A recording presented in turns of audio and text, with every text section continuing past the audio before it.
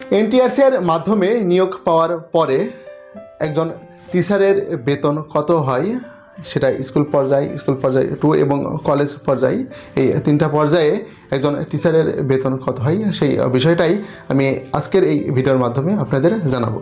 তো এই বিষয়টা জানার জন্য সম্পূর্ণ ভিডিওটি মনোযোগ সহকারে দেখতে থাকুন, তাহলে খুব সহজেই বুঝতে পারবেন যে স্টার্টিং পর্যায়ে একজন টিচারের বেতন কেমন। প্রথমেই আসি স্কুল পর্যায়ে।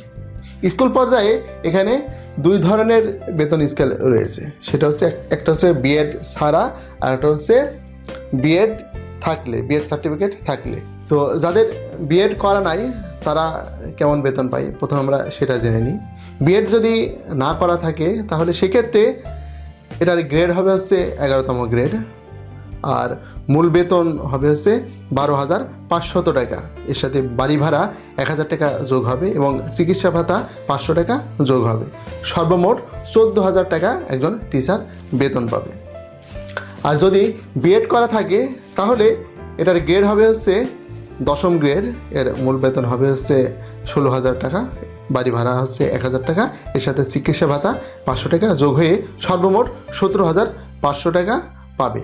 অর্থাৎ বিএড করা না থাকলে একজন সহকারী শিক্ষক সে বেতন পাবে হচ্ছে 14,000 টাকা, আর একই পোস্টে যার বিএড সার্টিফিকেট সে পাবে হচ্ছে 17,500 টাকা।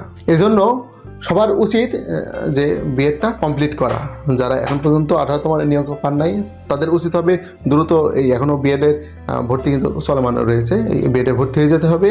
আর যারা অলরেডি দেখা যাচ্ছে স্কুলে জয়েন করে ফেলছে তাদের সময় রয়েছে 5 বছর। 5 বছরের মধ্যে বিএডটা কমপ্লিট করতে হয়, অর্থাৎ স্কুলে চাকরিতে জয়েনের পরে আপনি 5 বছর সময় পাবেন বিএড করার জন্য। এই 5 বছরের মধ্যে যদি আপনি বিএড করতে পারেন তাহলে এই বিএড স্কেলটা আপনি পাবেন, তাছাড়া এই বিএড স্কেল আপনি কিন্তু পাবেন না। এরপর আসি কলেজ পর্যায়ে যেটা রয়েছে। তো কলেজ পর্যায়ে একজন লেকচারারের গ্রেড হচ্ছে 9ম গ্রেড এবং তার মূল বেতন হচ্ছে 22,000 টাকা। তিনি বাড়ি ভাড়া পাবেন 1,000 টাকা এবং এর সাথে চিকিৎসা ভাতা পাবেন হচ্ছে 500 টাকা, অর্থাৎ সর্বমোট 23,500 টাকা তিনি হচ্ছে পাবেন। এরপর আসি স্কুল পর্যায়ে 2 এর জন্য, অর্থাৎ যারা 16তম গ্রেডে রয়েছে। তো এই 16তম গ্রেডের মূল বেতন হচ্ছে 9,300 টাকা, এর সাথে বাড়ি ভাড়া 1,000 টাকা যোগ হবে এবং চিকিৎসা ভাতা 500 টাকা যোগ হবে, অর্থাৎ সর্বমোট 10,800 টাকা পাবে হচ্ছে যারা 16তম গ্রেডে স্কুল পর্যায়ে 2 এ যারা যোগদান করবে। আর এর সাথে আপনি বাড়তি যেই সুবিধাটা পাবেন সেটা হচ্ছে 2টা উৎসব ভাতা রয়েছে, সেটা হচ্ছে ঈদুল ফিতর আর ঈদুল আজহা।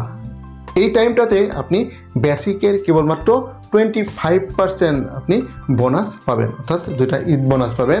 আর এর সাথে বৈশাখ মাসে যে পহেলা বৈশাখে যে বৈশাখী ভাতা, সেই ভাতাটা মূল বেতনের 20% পাবেন হচ্ছে এই বৈশাখী ভাতা।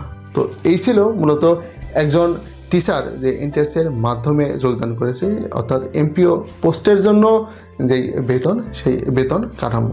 এখানে আপনাদের আরেকটা গুরুত্বপূর্ণ তথ্য আমি জানাই রাখি, সেটা হচ্ছে কোনো সহকারী শিক্ষক সে যদি 10ম গ্রেডে 10 বছর চাকরি করে তাহলে এই 10 বছর পরে সে একটা প্রমোশন পাবে, অর্থাৎ সিনিয়র সহকারী শিক্ষক হিসেবে সে প্রমোশন পাবে এবং তার বেতন গ্রেড হবে হচ্ছে 9ম গ্রেড এবং তার বেতন স্কেল হবে 22,000 টাকা।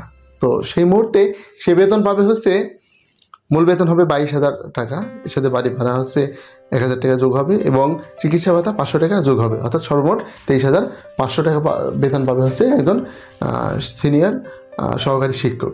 তো যাই হোক, এই ছিল আজকের ভিডিও। এই ভিডিওর মাধ্যমে আমি আপনাদের বোঝাতে সক্ষম হলাম যে একজন টিচার যে এনটিআরসি এর মাধ্যমে সদ্য নিয়োগ পেয়েছে, নিয়োগ পাওয়ার পরে সে কত টাকা বেতন পাবে।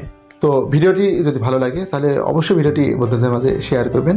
আর এনটিআরসি সম্পর্কিত নিত্য নতুন এমন আপডেট তথ্য পেতে চ্যানেলটি অবশ্যই সাবস্ক্রাইব করে বেল বাটনটি চেপে রাখবেন। তো সবাই ভালো থাকবেন, অজানা দোয়া করবেন। আল্লাহ হাফেজ।